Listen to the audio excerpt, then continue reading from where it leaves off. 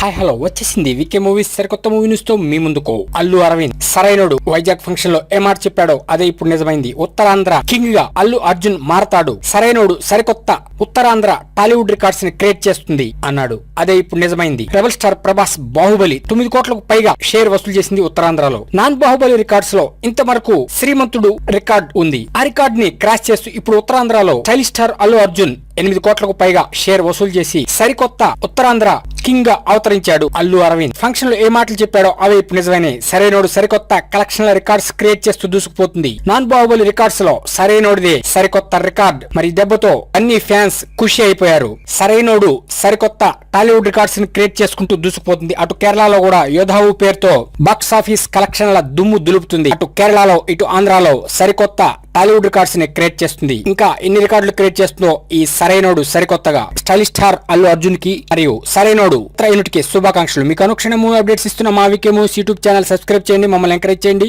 Thank you for subscribing VK movies YouTube channel.